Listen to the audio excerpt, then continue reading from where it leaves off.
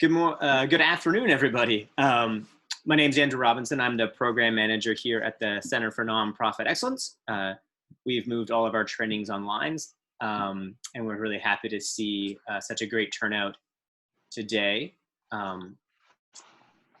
I wanted to welcome you. We will be talking about fundraising in uncertain times, obviously a topic that's important and of interest to folks, pressing at the moment, of course. A few things as we're getting started around norms using Zoom in this call. I'm going to ask, if you haven't done so already, to change your name so that it reflects your name and organization rather than saying iPad 7 or something along those lines, just so we know who's here. I've muted all of your mics, and I'm going to leave them muted just because we have now over 40 participants, and I think it'll make it a little easier. If you could open up your chat window and your participants window, that'll let you change your name in the participants window. And then in the chat window, you can use that to ask me any questions that come up along the way. So we have Wendy McGrady here from the Curtis Group, and she'll be talking. If you have burning questions along the way, feel free to shoot those in the chat, and I'll bring them up when they seem relevant. And then we'll have a larger, sort of more interactive session towards the end, and some Q&A there as well. Some upcoming trainings at CNE.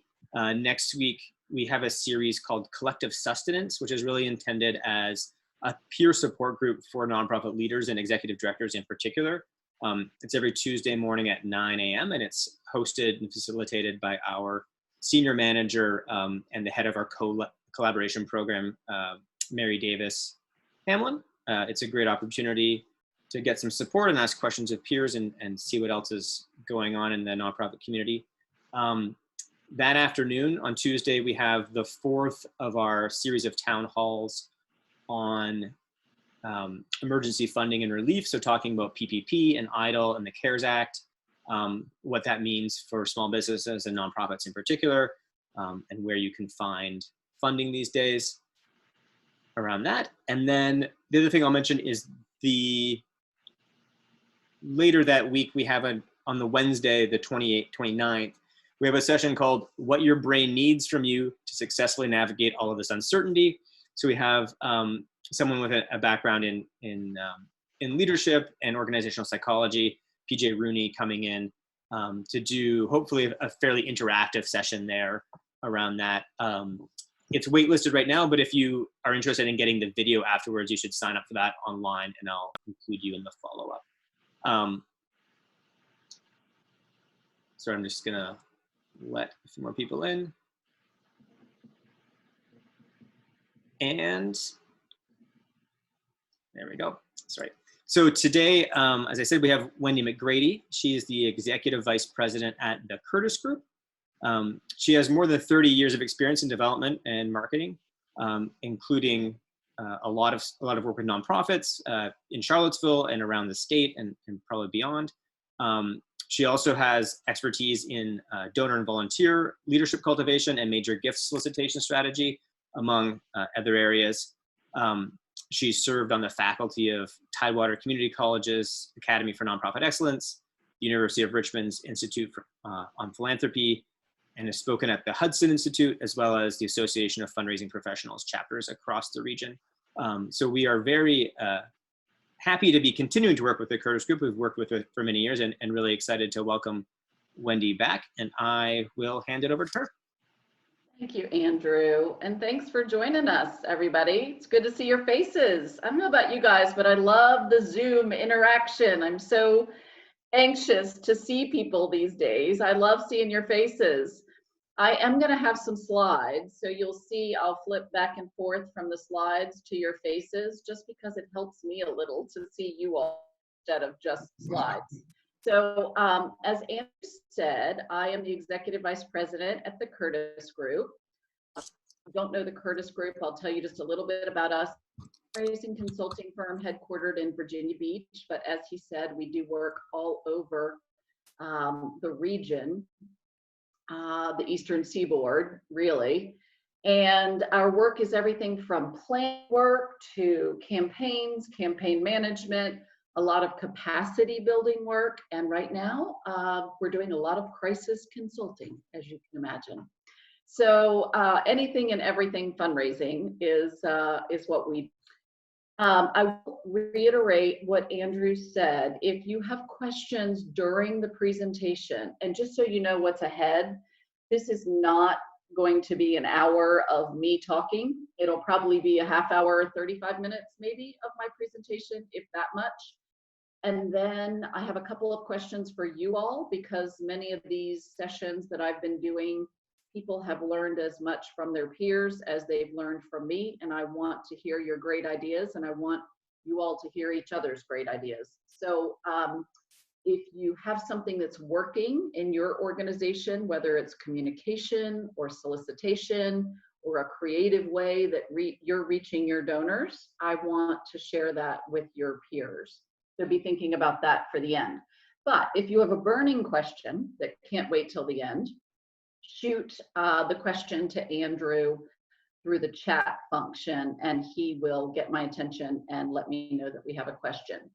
Also at the end, after we share ideas, I will leave time for Q&A with me. So if there's anything that we've left out that you guys are curious or just want to talk about, we're happy to do it then. All right, so let's see if I can share my slides with you and bring that up for us to start. Good, so you should see the slides now. As I said, I've told you a little bit about the Curtis Group and who we are. We've been around for over 30 years. We've worked with a lot of nonprofits in Charlottesville and the surrounding area. We are located, as I said, here in Virginia, so most of our clients are in Virginia. We are a member of the Giving Institute, which, if you don't know, is a group of about 50 fundraising consulting firms in the United States and Canada. And the thing that you probably need to know most about the Giving Institute is that we are thought leaders in philanthropy, and that we publish Giving USA, which comes out every summer. The new number for last year's Giving will come out this June, and I'm going to share with you some of those numbers today. I've told you a little bit about what we do, but it all falls under the guidelines of raising money, promoting awareness, and helping you and other nonprofits build their futures and raise their visibility. So what I would like to cover today is a little bit of talk about trends, but I want to zero in on the trends that matter most right now. We're going to touch on the CARES Act. Even though that's only been out a couple weeks, it seems like old news now, and you probably know all about it, but I want to make sure you have that information. And then we're going to talk more about how to position you and your nonprofit for success in terms of fundraising and what you can be doing now. And I will include in that plenty of practical suggestions.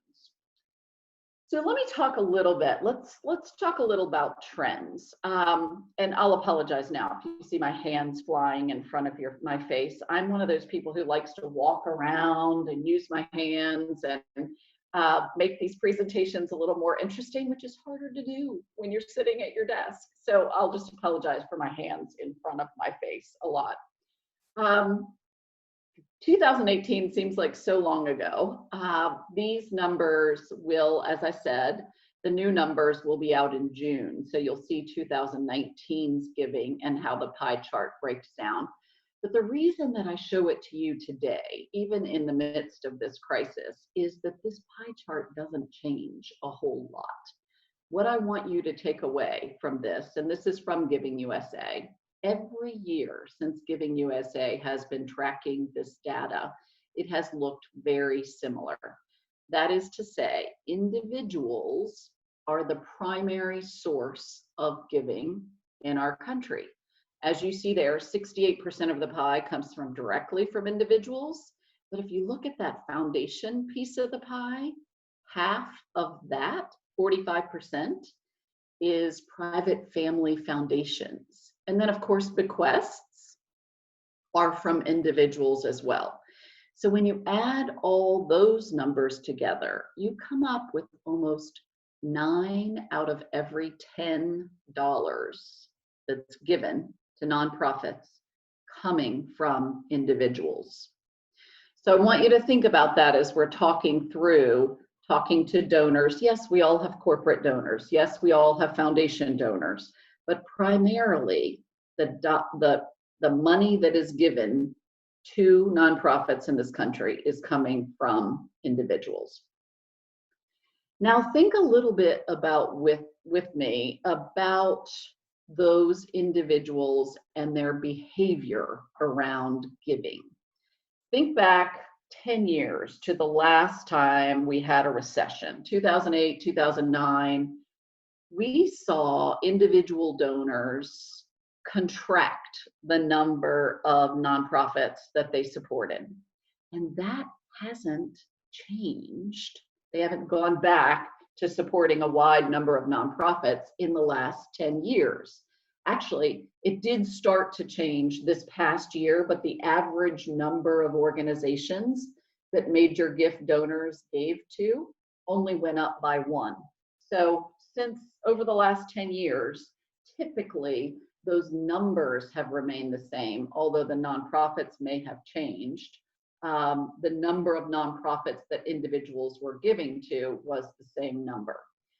These people are seeing their giving as investment. So think from your organization's perspective. When you're talking to somebody who sees their giving as an investment, you them about the return on that they're going to be seeing from your nonprofit. And guess what? Not everyone interprets return on investment the same way. If you ask me how I want to hear about return on investment, I may like to hear it in terms of stories. Other people may want to see your financial information. Other people may want raw data of some sort. My point is we all see it differently. So asking your donors and understanding your donors will help you communicate with them better. What is their idea of impact? You can share yours, but you get a feel pretty quickly if you're having these conversations in person, how other people begin to view impact. These people are just like any other relationship you're developing. They need cultivation to develop those relationships. We're talking about a long-term relationship that you want and not a transaction. So you don't want a one-time gift from these donors. You want a long-term relationship where they give, they might be ready for a major gift at some point, and ultimately we would love for them to consider a planned gift to your organization. So let's talk a little bit now about the CARES Act, the Coronavirus Aid, Relief, and Economic Security Act. I'm going to go through these pretty quickly because I feel like you guys have heard a lot about it. So if you have a specific question, let me know. Although I will say I'm not your bank or your accountant. So if you can make it applicable to everyone, that would be great. We all know that by now that the CARES Act included a couple of loan options through the Small Business Administration, where nonprofits and small businesses that have less than 500 people working for them could be eligible for either forgivable loans or loans that are not going to be forgiven. But the biggest one that seems to, I say biggest, the ones that seem to have gotten most nonprofits' attention is the Payroll Protection Program, because it offers the biggest incentive for help, the biggest amount of help, if you will. So we know that that has run out now, that there's a vote today, hopefully today, where Congress will add another $310 billion that they're considering adding to that payroll protection program. So hopefully that will be opened up again and available to nonprofits to pursue. And you need to talk to your bank if you're not already in line, get the application done and get in line for that. I am hearing that the application will be different this time around. So just be in close contact with your bank so that they can let you know as soon as they know what the application looks like. The economic injury disaster loans are smaller loans. I think the cap is $10,000 on those that are also available to nonprofits. You probably know that there are payroll tax credits available. That's immediate on your current payroll. And then the payroll tax extension is an opportunity for you to pay, to extend the payment of your payroll tax until the end of 2021 and 2022. So it's quite an extension, but again, a smaller amount of money than some of those other options.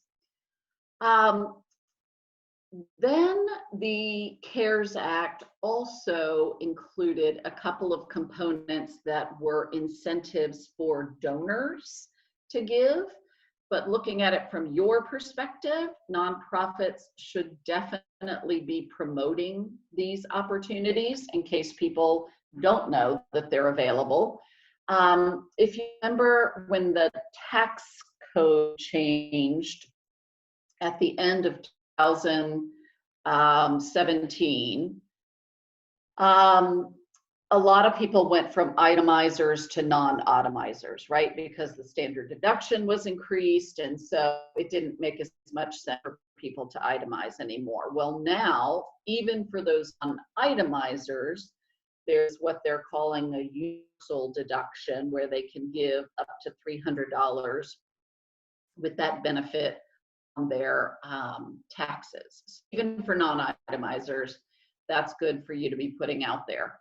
Also, the suspension of the limitations on adjusted gross income. It used to be that individuals could only deduct up to 60% of their adjusted gross income, and now it's 100%.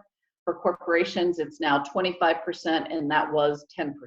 So those are all good things for you to understand and to promote to your donors. So let's talk a little bit about what you can do now that's going to matter in the future, really. It not only matters now, but if we as nonprofits can position ourselves well. We've seen it in past recessions. Those nonprofits that invest the time, energy, and money during economic downturns to position themselves wisely are ready to come out of the gate and hit the ground running when this is all over. So what can you do now? Outreach is something you've always done. You probably have people that focus on it, and you can certainly do that now. We have said to our clients, now is the time to prioritize outreach and relationships. So communications is really important right now. Of course, you always say thank you, but are there creative ways for you to thank people now, and maybe share with them a short video of what you're thanking them for and how it's in action during this crisis? Certainly, you've all probably thought to update your clients and your donors more on how your mission is being impacted right now and the delivery of your mission. Many of you have had to face changes in the way you deliver services. And that's something that your donors need to understand. If you're a food bank and your meals now cost $5 a piece and they used to cost $2.50, we're seeing people that are responding to that fact and sending money because your costs have gone up. Are there tours that you can give? Are there photos you can give? Is there any good news you can share? And if you can share an image with that good news, that's the kind of thing that people are looking for right now. I mean, what's the comparison right now, good news to bad news? I think if you're like me, we're all looking for it at present. So share the good news, and then following up with people that have a relationship with you, but also more of a, this may be the time to try and develop some of those relationships with folks who were more tangentially connected to you. People have more time and they're reading more right now. So if there's a way for you to connect with your event supporters in a different way, then I would say let's do that. Then behind the scenes, are there ways that you could address that long to-do list, or the part of the to-do list that you never get to? Things like stewardship, things like your database. Have you been meaning to get a service that'll help you clean up your data? Have you been meaning to create some custom reports that you can use for future reporting? Is a way that you can get yourself familiar with your data. I'm going to flip back to Giving USA slide for a minute. That's all fine and good if I tell you 80% of donors in this country, 90% of donors in this country are individuals. But it's just as important that you know what your data says. So if I say, who are your top 100 donors, are all those names going to be familiar to you? Are your top 50 annual fund donors going to be familiar to you? How about this? Who's giving smaller amounts, but given every year for the past 5 or 6 years? Those are the people that are making planned gifts. Those are the people that are flying under the radar, but can be the ones that make your legacy society or your planned giving society work. What's your donor retention rate? Do you know that off the top of your head? And if not, finding out what it's been the last couple of years is very informative, which leads to a conversation about your stewardship plan. And in this time, your stewardship might need to be tweaked because you can probably reach more people. Your board members may be willing to help you reach more people than you have reached in the past. And then finally, doing some prospect research, like a wealth screening, if you haven't done that in a while, or if you have a constituency that you've been thinking, you know what, if you're a school, I haven't wealth screened the last 2 years of new classes that have come in. Or if you're a small nonprofit, you've never run a wealth screen, and you say, Wendy, I've got a small enough group that I know who's in there. A lot of times this will help you prioritize your work with these donors by just helping you see who has the most capacity. Of course, you've got to consider that those reports don't come back also sharing the liability side of things. They're just showing you the capacity to grow, for growth. Your development plan ought to be a working, breathing document. But a lot of times we don't get around to updating it annually, or even more often than annually. So this is a good time to dig into that and say, what do I have in the development plan that needs to be different right now because of this situation? Or have I just updated it at all over the last few months? There are foundation funders right now, as we all know, that are focused on COVID funding. But even outside of that, have you done any recent research on foundation funding? And could you schedule conversations with those people? Even if they're not COVID funding and it's something you discover, you could have a conversation in the future. We're seeing clients that are having good luck setting appointments up to the next couple of months out. So if somebody's amenable to it, you could go ahead and get something on the books, whether it's now or later. And then finally, do you have a moves management system? How are you tracking your donors and where they are in your pipeline? That looks different at every organization, depending on how many donors you're working with at a time, how many people are in your pipeline, what your donor database looks like, the capacity it has to help you track. My point is, it doesn't have to be sophisticated. If you're a small organization with a small number of donors, there are lots of ways to create a moves management system.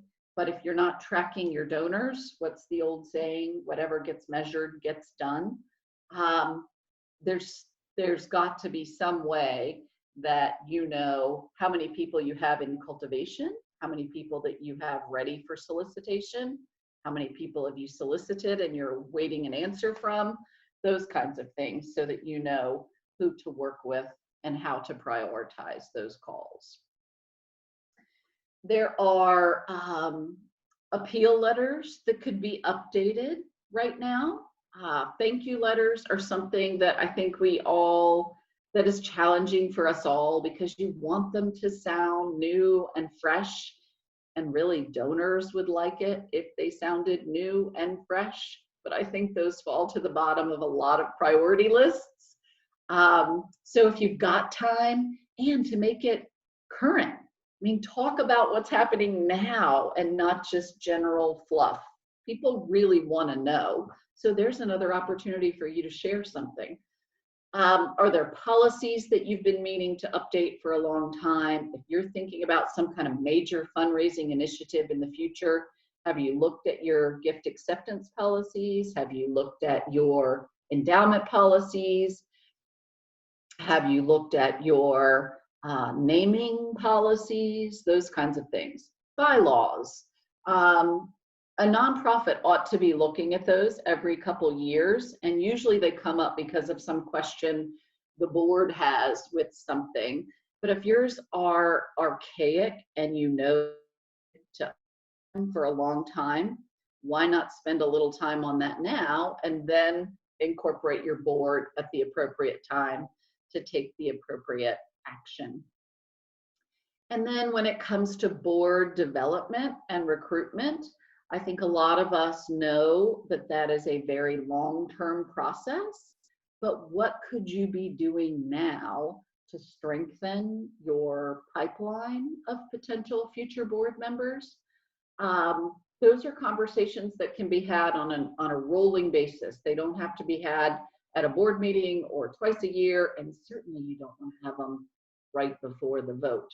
So if there's a way to have those conversations and bring that to the fore for your board, those are important conversations to have. And so I would think a lot about what can be done with board recruitment.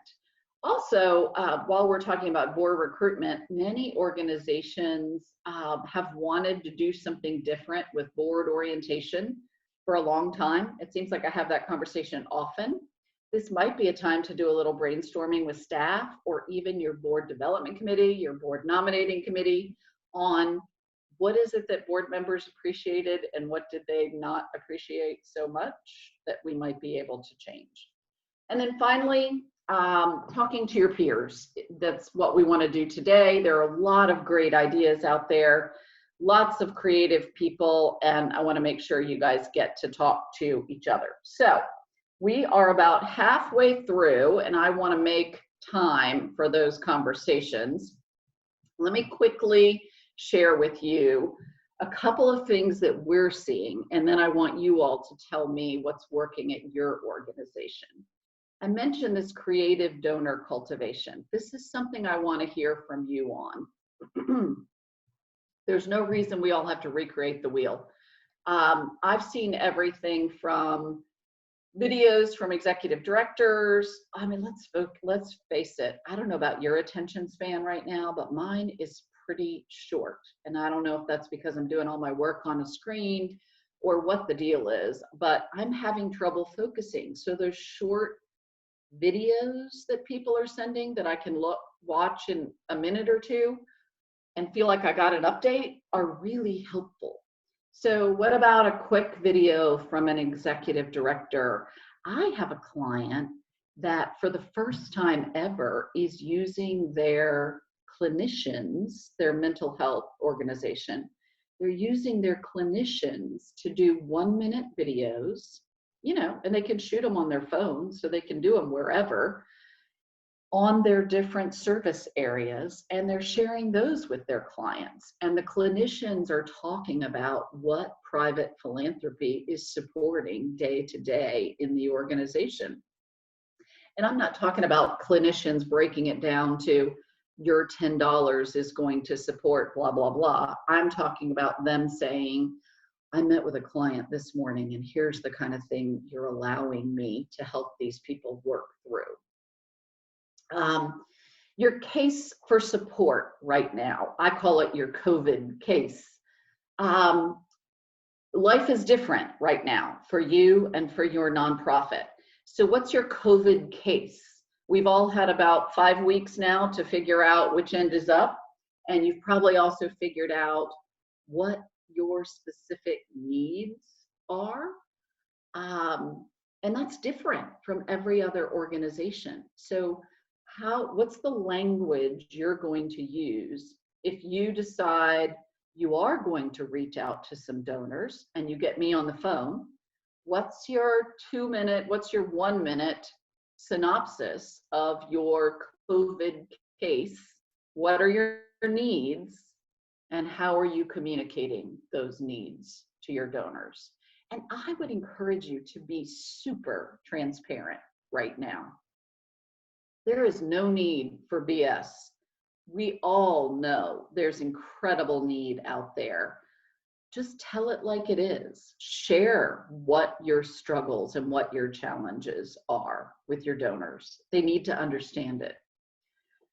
I mentioned summer. People are open to setting appointments in the summer. Those may have to change. We all know it. But instead of canceling something, ask somebody if they're willing to go ahead and put another date on the calendar in the summer. I'm curious to know from you all, how many of you have done virtual solicitations yet? That's something I want to hear about when we talk here in just a couple minutes.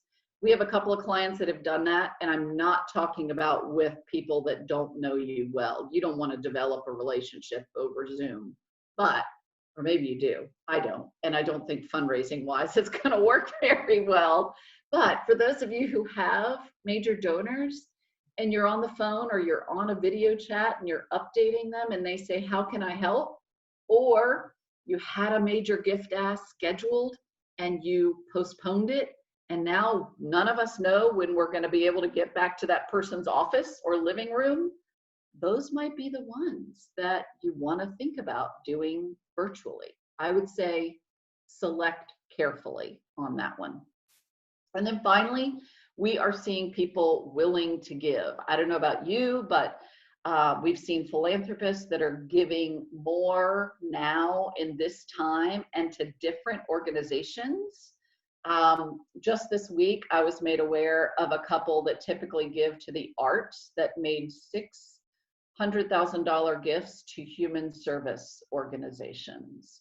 Oh, and that's something we should talk about too. So in the Great Recession, 2008, 2009, lots of people shifted their focus to what I would call frontline organizations. So if you're a human service organization and you are not leveraging that, you need to leverage that. And you also need to be thinking now about how you can keep those donors once this crisis is over. So think about that in terms of your plan too. There are lots of resources out there right now. I would tell you that on our website, we have grouped them all under our blog post. If you go to our homepage, curtisgroupconsultants.com, there's a button you can push for COVID resources, and we've done a bunch of articles there. I know there are lots of webinars going on right now. We've done Bloomerang, we've done Donor Search. I know Virginia Association of Museums, we've done lots of them, and you've probably participated in lots of them. There's some good content out there right now. Okay, so let's get to this. What's working for you? I'm gonna turn off the slides just for a few minutes so I can see your faces. And don't turn off your video because I can still call on you even if I have just your name.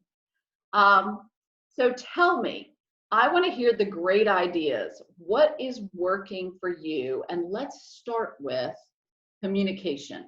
How are you communicating with your donors? What's working? Or maybe just as importantly, what's flopping that no one else should try? Ideas. Raise your hand or just jump in. Andrew, if we can unmute everybody just for a few minutes. Just tell her. Just say, hey, Grandma, I'm organizing the Dempsey Okay, Zoom now at we've 2:30. unmuted everybody. So if Yeah. you all have something going All on, right, do you want to hear her if you grocery could mute list, yourself. which she has not gotten groceries in at least 2 weeks, could be Okay. 3. I'm gonna try that a different way. If you have a question, just Let's do this a different way. do it in the chat, please. Do it in the chat. If you just put a question mark there, I can unmute you and, or actually, here we go.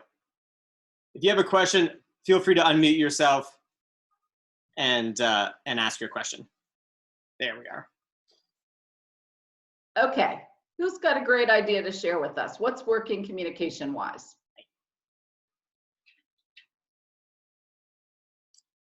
Has anyone been communicating with their donors? Oh, Daniela?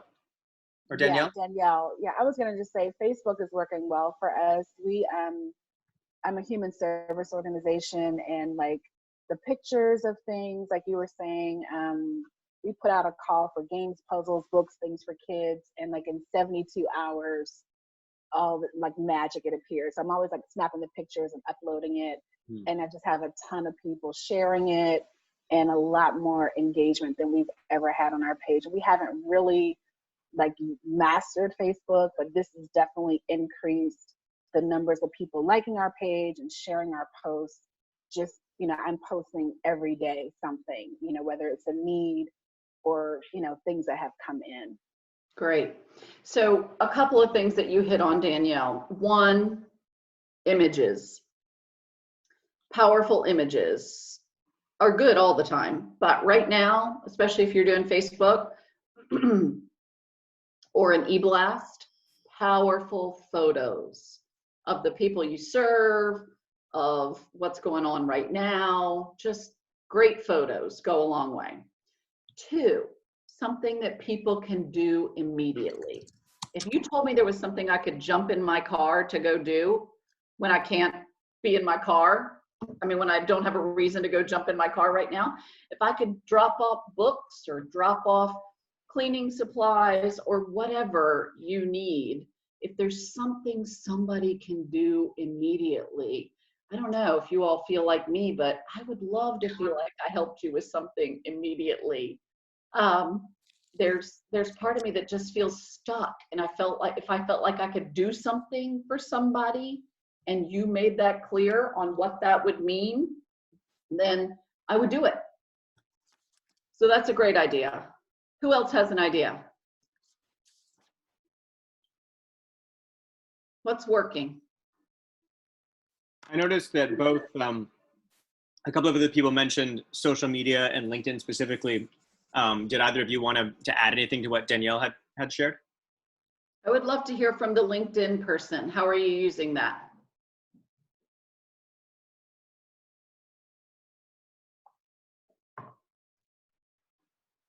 Elise, did you want to share with the group?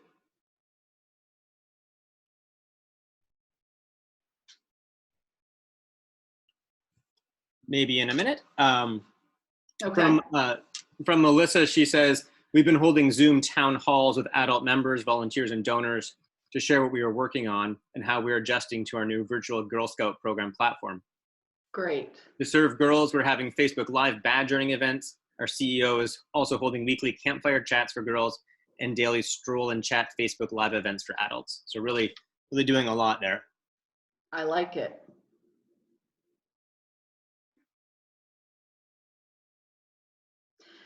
Okay, let's talk about solicitation. One, have you done any solicitation at all, or has it all been just cultivation and other communications? Who's done some solicitation over the last 5 weeks? Those of you who I can see, raise your hand if you've done.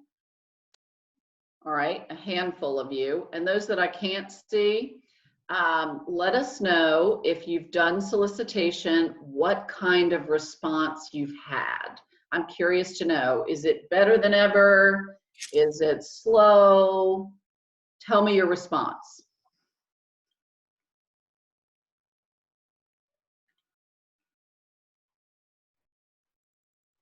Melissa's mentioning a high open rate and a low return. Okay. So not a lot of people taking action on it. They are reading it. Anyone else, either by chat or unmute your button and you can speak?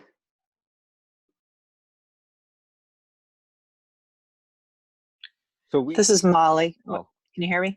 Yes. I was just going to say, I haven't done a real solicitation yet because I've been focused on just calling, talking to donors, checking in, but that has had the side benefit of people coming back around and either sending a gift or saying they're going to send a gift or going online. So no asking directly, but just that caretaking has been valuable. And we have the spring appeal that's scheduled to go out soon. So it will be interesting to see how that goes. I love your point about caretaking, Molly. I have a bunch of clients who made it their aim to ask how people were doing first, to check in on their donors, their board members, whoever first. And by doing that in person, it allows the donor to say, how can I help? What's going on with you? I'm not talking about being disingenuous. I'm just saying if you're doing that in-person conversation, then it's opening up a lot of news than if or you created a letter and sent it to them. I mean, that closes down their ability to say to you, how can I help? Whereas if you're having that conversation in person, that's a lot more possible. Who else? I think Nathan from Abundant Life had something to add as well. Go ahead, Nathan. Yeah, I mean, to echo your point, for a lot of our current donors, what we did was to not do an immediate ask or anything like that, and just to check in on them, see if there are ways we can be supporting them and that type of thing, and updating them what we're doing. But also something unexpected happened in our neighborhood. So we're a neighborhood-based ministry, and there was a fire that had temporarily displaced 10 families. And so we launched a Facebook fundraiser, and we had about 300 people donate, and we also had 198 shares, which is the most we've had of anything that has been shared has been like 100. And so I don't know how much of that is the fact that, I mean, it's a fire, obviously, and it's a drastic thing and people want to respond, or if how much of it is during this season in general, people are feeling extra generous and really trying to look out for folks around them. So so we've kind of seen both. We've seen situations where we've tried to play the long game with our current donors to not kind of rush into an ask, because we recognize that donors are also going through things too right now. But at the same time, in situations where like this is an urgent need, we went ahead and been bold in that, and folks have responded. Good, great. So some of those immediate, easy ways to respond, you saw a great response to those. We have other people that have stopped direct solicitation. Instead, they're doing a lot of outreach and updating. We have someone who hasn't done an outreach or a appeal yet, but they're planning to schedule it, to send it in June as it was already scheduled.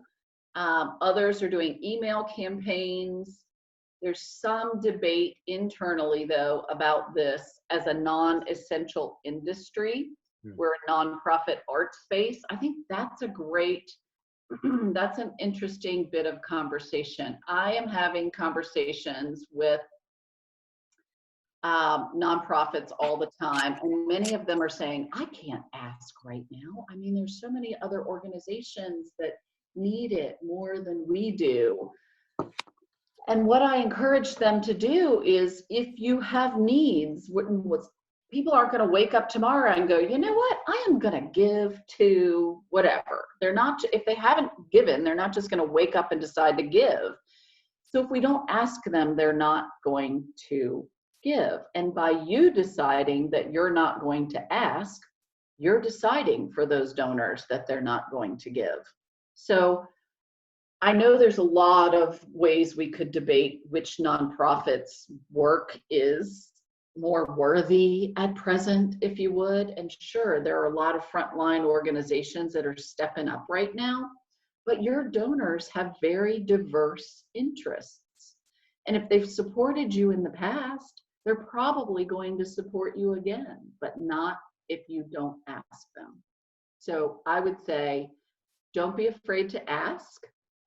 You can do it in a respectful way. If you're not a frontline organization, you can say that. You can say, I know there's a lot of need out there right now, and here's what ours looks like.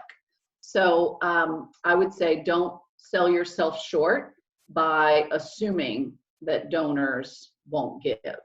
Someone else said, we've had donors who want to join our board or our campaign committee based on the outreach we're doing now. That's great. We've sent out an email to donors to let them know of the tax benefits. Good for you. Good. So you guys have done a lot of things. That's really great. Any other ideas you want to share with your peers? Hey, Wendy, do you feel like anytime that you give a program update that if you're sending that to donors that you should include an ask at the end of that? I would. Thanks for that question, Simone. I think we're all putting out a lot of valuable content right now. And even if you're not, your organization has a lot of things of value to offer your donors. So yeah, I would just remind them, it's your job to remind them that you have to have private philanthropy to support that. It doesn't work if we don't have that piece of the pie. So I would remind them at every turn, Simone, that yes, private philanthropy makes things go a long way here. Okay, thanks. I have a question. Yes. I wanted to know, what are your thoughts on, I know you're talking about solicitation, but if you're trying to hit a certain type of donors, so like we're trying to focus on our top 5% of donors, do you have any suggestions on verbiage and what the best like platform would be to speak to them during this time? Major donors, I would make sure that if you haven't already talked to them in person, I'd be talking to them in person first. I wouldn't be sending them anything. I might follow up with a letter or with an email, and I think probably both. There are just those people that are more geared toward taking action on email, and others are waiting for that piece of mail that, where the rest of us are throwing away. So you've got to hit them all in different ways.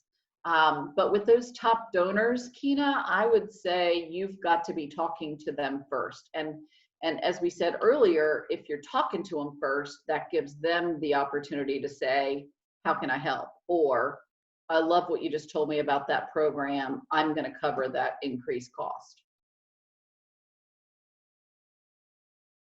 I would not be shy about sharing your needs when you're having those conversations.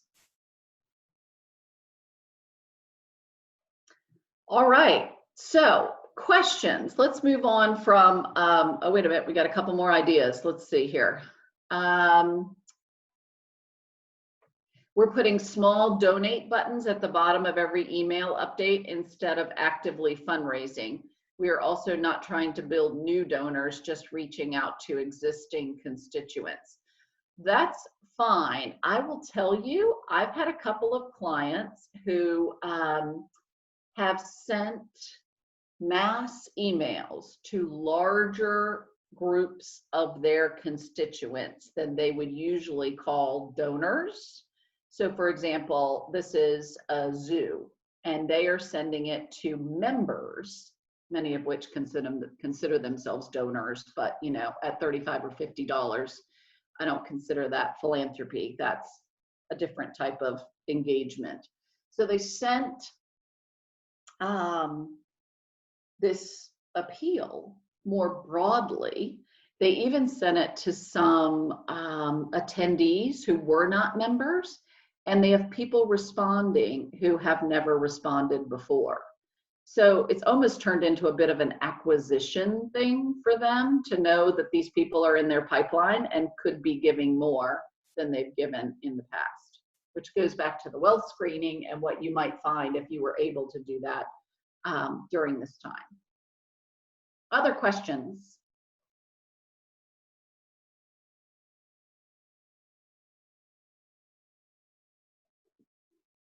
Andrew, do you see any questions there that I'm missing? It looks like we have about 8 more minutes. Now, it looks like we've got anything that's come up there, but I would invite anybody to jump in if they have a question.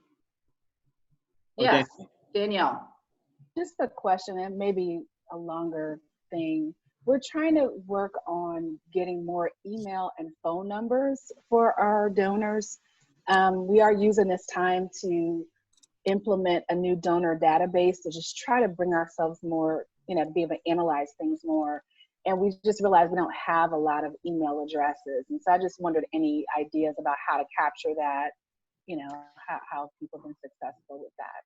I'm trying to remember which client I was talking to about this, because within the last couple of weeks, I have had this conversation where there was a communication that went out asking for nothing but an email address. I think it went out by letter. That's what it was. It went out by letter, and people responded and just shot their email back so they could be in touch via email. So it's an expensive way to get it, but it's probably the only way you're going to get it. And think of how much money you'll save over the long term if you have those email addresses. So good for you for building some capacity to not only house your donor data maybe more effectively than you have in the past, but also to communicate with these people long term on multiple channels. So that's great, Danielle. Yeah, we've had requests trickle in, people saying, hey, save this money, just email my letter from here on out. And so we've been trying to have paper files of who we don't mail, and we're just trying to get more organized in this little bit of downtime that we have. That's good. You can put that in your donor database. You can also ask if you do a newsletter or anything like that. And don't just ask once, ask for like a year so that people will get it. If they haven't sent it, they'll see it one place or another.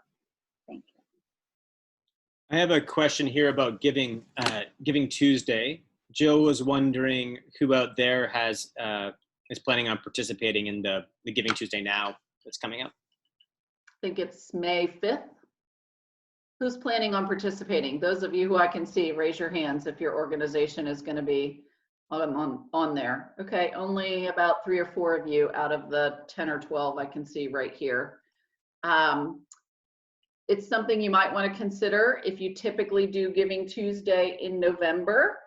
The way to make that the most successful usually is to have some kind of challenge.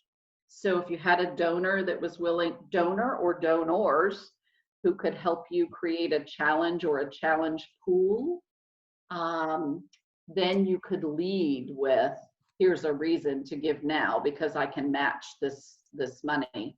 And everyone loves a challenge gift. Everyone loves to feel like they're leveraging their money. There's actual research on it. People give more when there's a challenge. So if you can get a challenge by May 5th, get one, and then promote that that's what you're trying to do, is to match that money. And I've just added a link to the Giving Tuesday Now website in case anybody wants to learn more about that. Excellent. Thanks, Andrew. Other questions? Okay. Well, then let me wrap up by thanking you. I know an hour is a big chunk of your day. So I actually I have 2 more. Oh, good. At least 1 more. Okay. Sorry, Ocean has a question. She says, should we be tagging all donors giving during this turbulent time? We don't have the capacity currently, but I think it might be a good idea to have remote staff and board members writing handwritten cards to these folks down the line. Does that kind of personal touch have an extra importance right now? Yes, I think so. I think we're all just longing for connection, right? That's why I love seeing your faces on Zoom. It's just part of where we are right now, all stuck at home. So if I get a nice handwritten note, I mean, I used to use the example of bumping into somebody in the grocery store and them saying, thanks for giving to XYZ. It really means a lot, because that person is a friend of mine, but they're also on an organization that I give to. Well, you can't bump into them at the grocery store right now. So, or maybe you can, but less people. So writing them a note, I think, is a great idea. And it's something that your board members can do that maybe they have a little bit more time to do than they used to. I would ask. Doesn't hurt to ask. And there's another question here that I don't know that we have a lot of time to go into, but a question about virtual events. And so I'll follow up in an email with this about some stuff around virtual events. And I'm looking to bring in another speaker to talk specifically to that topic. But I don't know if Wendy, if you had anything you could mention about virtual events on our way out. We have had many clients that have had to transition their in-person events to online events, and there are companies that can help you with that. There are a lot of resources out there specifically on that right now. So I think, Andrew, I'll leave it there, let you send some of those links. And I saw that somebody just asked if we were going to share all of these resources, and the answer is yes. Andrew, are there other questions, or should I wrap it up and let them know how I'm going to follow up? I think we're good. Okay, so the plan is we are going to send you today's PowerPoint, and Andrew is also going to provide the links that he shared with you throughout the presentation and the link to our blog posts that we've written during this crisis that are on our website. And you can also find me through that website. So if you have additional questions and I didn't get to answer your question, or you have an idea that you'd like to share, I would love to hear it. As for hour is a block of your day. So just wanted to thank you for spending it with me. And I hope to see all of your smiling faces again soon, and maybe in person. All the best to you all. Take care. Thank Thanks, you. Wendy.